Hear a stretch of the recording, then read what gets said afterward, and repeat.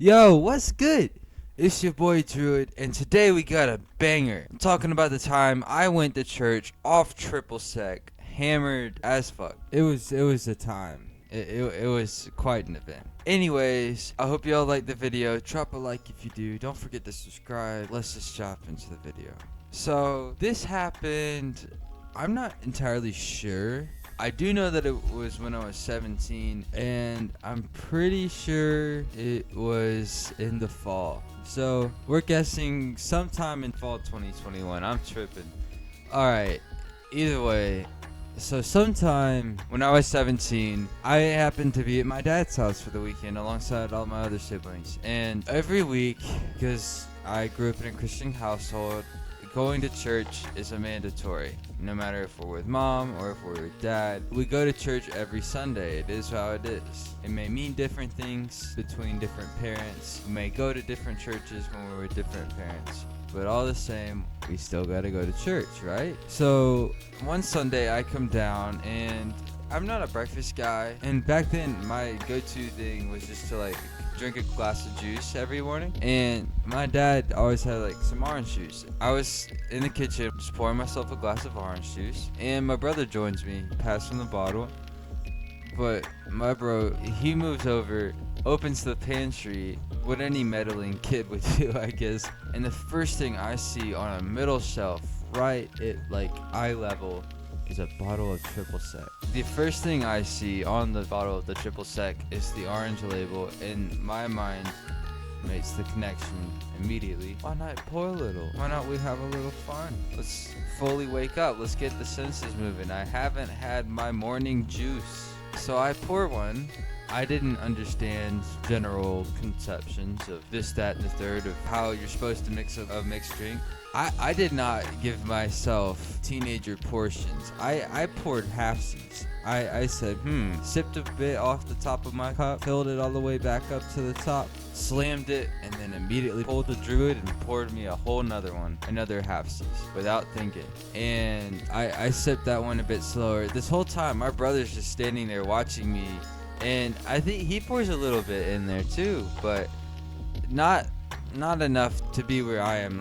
My chest is already feeling warm, y'all. I don't drink often like this, okay? So to have a fair bit of triple sec down the system already, oof, I knew I was gonna enjoy myself. Either way, I don't realize how late it is, but as soon as I pour the cup, fill it up with the triple sec, and put the bottle back, I hear my dad come running down the stairs shouting, "Yo, go get in the car! Go get in the car!" His wife comes running down after her, almost falling down the stairs, and my siblings are scrambling for their stuff, kind of startled, and I ended up just taking the cup, cradling it against my side, and just speed walking as smoothly as I could to the car. And I sit in the back, and on the way I just have my earbuds in, and I queued up an episode of The Simpsons that I've been watching. Pretty fucking fire, man. Nothing like getting drunk and going to The Simpsons. And at this point, I was getting pretty drunk. My walk to the car was not so smooth. It was quite bumpy, and I could tell that I kind of like to gauge how fucked up I am by how hard it is to stop smiling. Off almost any substance, I tend to get kind of loopy, cheery, or towards that kind of thing. So just getting dumb and dumber, that's the way that I roll, you know? I'm dumb and just getting dumber. And I would catch myself as I was riding through the car laughing really loudly at things that I would not have at all laughed at a B-tier Simpsons episode. That being said, The Simpsons is my favorite TV show. I'm enjoying the life out of this sucker. I'm laughing way too loudly, just giggling the whole way. I probably managed to sip the rest of the thing, and I recognize that once we're getting to church that I still have half of it, so I slam it, I put the jar under the seat, and then hop out the van with everyone else, and we make our way into church. Fortunately for me, this church has a lot of people that show up late. Let's just be real. It is what it is. And I managed to just stay with the crowd. We trickled in and ended up being at the very, very back of the pack, last ones in. I wasn't the last one in the service, but I was the people that were in the back were two of my other siblings, you know? Let's be real here. We were late, but we managed to sneak around to the back and find these seats like way in the back, because this church is like set up in a gym, like a Y basically. But no, it isn't a basically, it is a Y. So we're sitting in these like plastic chairs in a Y gym, and I'm just trying to stay up, not slouch. But that slouch is the best I can do that's not leaning over. And I can't lean over because, you know, siblings are the biggest gossips, and I would just be butt fucked front, square, and center. It just would not have been a fun day for me.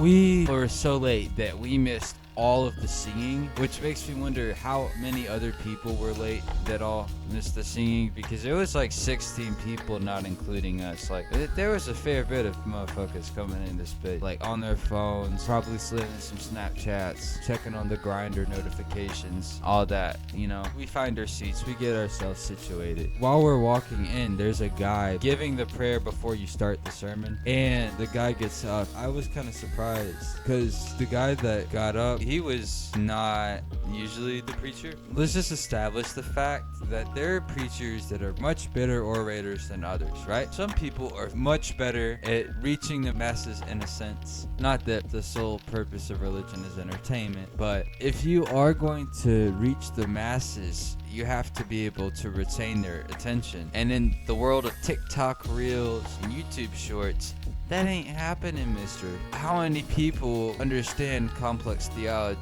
So this guy gets up, a true scholar. Let's not forget here, this man is a man of God, a gan of mod. This guy's a solid man of the word, I guess.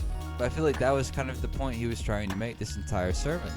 As soon as he started preaching, I knew I was going to be in for a ride, because I was pretty shit-faced at this point. I'm not sure how long I kept my eyes open for. I know it was inconsistent, and I know I was getting dirty looks from my dad, but hey, I had been watching The Simpsons and Laserbeam the night before. Really late. Give me a break. But this man of God guy kept going on and on about what seemed the most trivial details, and at one point, it got so dry that I just completely stopped paying attention and walked to the bathroom, because that was more entertaining to my drunk self than trying to somehow keep my head up or in some general direction to where I wouldn't be like looked at weird. Now I'm drilling on myself a little bit. I didn't hold my alcohol down as well as I had intended. I'm stuttering a little bit. The ushers at the back give me a little side eye because I stumbled at the door. So I'm walking up to these ushers, and they look at me kind of concerned, and one of them kind of steps forward a little bit, but the other one side eyes, and it's like this weird awkward reaction as I go through of like, one's concerned for like me not being able to walk straight, and the other one's like, this is a place for sinners. Let's just let this kid be, right? I make it to the bathroom. In all reality, I think I just slicked my hair back with the water and then dried it down, thinking that I looked, I don't know, Dapper Dan, like George Clooney.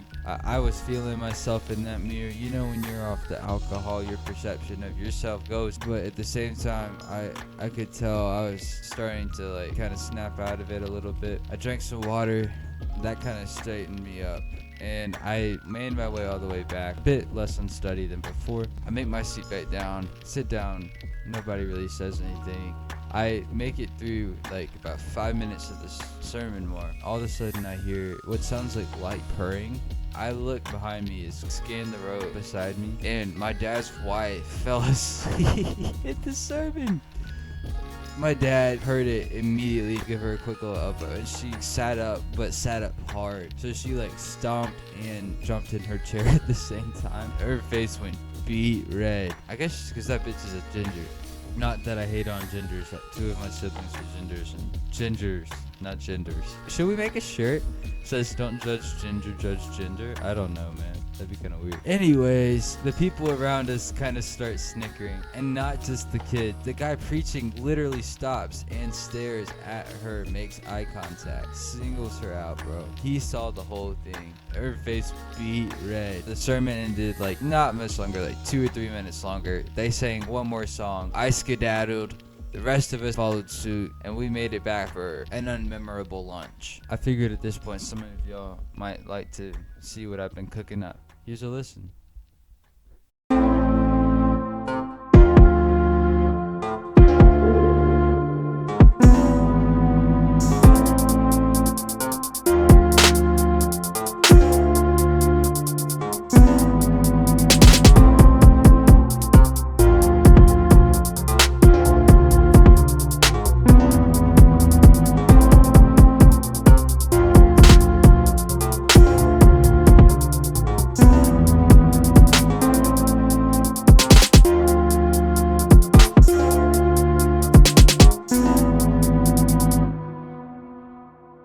And that, ladies and gentlemen, was the time I went to church off triple sec. For those of y'all that have made it this far, thank you so much. It really means a lot. If you'd like to support the channel, drop a like down below. And as always, y'all stay safe. Peace.